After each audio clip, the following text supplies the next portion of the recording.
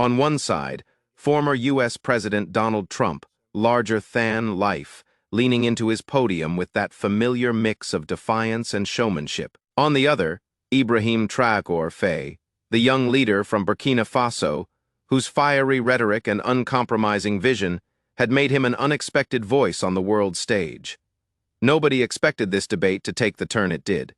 But within minutes, the words "Office Depot" were on every headline, every tweet, and every screen across the globe. Trump started strong in his usual fashion: mockery, exaggeration, and the art of domination. He leaned into the microphone and said, "Ibrahim Traoré talks big about sovereignty, but he doesn't understand business. He doesn't know what it takes to build success. Look at Office Depot, an American company. Even that he couldn't save if he tried." The audience laughed uneasily. The reference seemed bizarre. Office Depot. Why was Trump suddenly dragging an office supply giant into a debate about international leadership? But Trump wasn't finished. He doubled down. "The truth is, these so-called leaders, they don't understand the economy. They want to lecture us, but they couldn't run a lemonade stand, let alone a country. Office Depot. Gone, just like that. That's what happens when weak people are in charge." The crowd murmured, some nodding, others shifting in confusion. Was Trump implying Traoré had ties to the collapse? Was he trying to pin the downfall of an American retail chain on a foreign leader?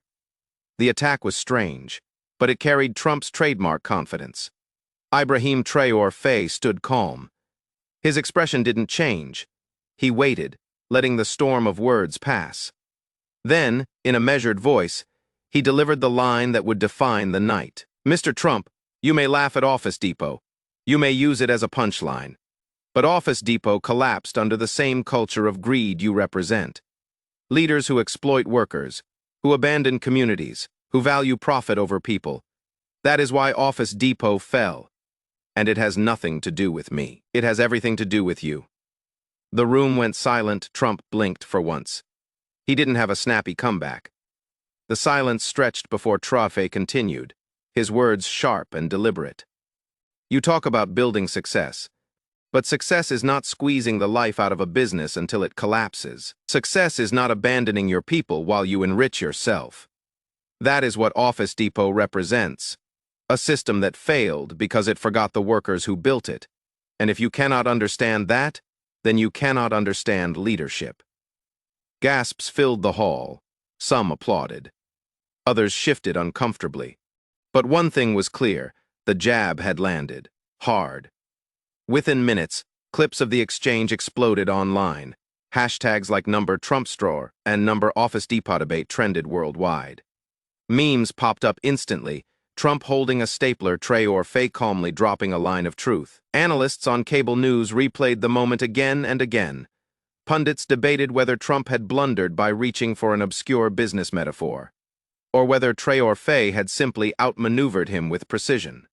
One commentator summed it up perfectly. Trump tried to weaponize Office Depot. Traoré turned it into a mirror. And what America saw staring back was Trump's own legacy. The fallout was immediate. Trump supporters rallied to defend him, insisting the Office Depot comment was just a metaphor. But critics pounced, saying it showed exactly why Trump was unfit to talk about global leadership. His obsession with spectacle, his disregard for facts, his inability to match calm reasoning. Meanwhile, Ibrahim Traoré's profile skyrocketed. For many, this was the moment he went from being a regional leader to a global voice, calm under pressure, sharp in his rebuttal, and unafraid to challenge Trump on live television. In the end, it wasn't just a debate about politics. It was about the meaning of leadership. Trump tried to define it through dominance, insults, and spectacle.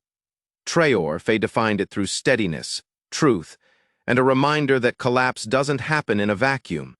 It happens when leaders put themselves above the people. And in that single exchange, the Office Depot scandal became something bigger, a symbol of two visions colliding, and one voice rising above the noise.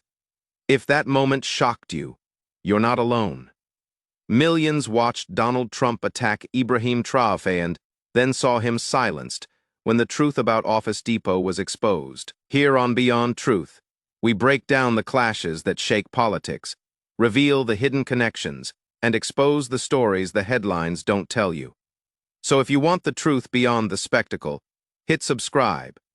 Now, turn on notifications, because the next debate, the next scandal, the next clash, we'll be here to uncover what really happened. This is Beyond Truth. And the story doesn't stop here.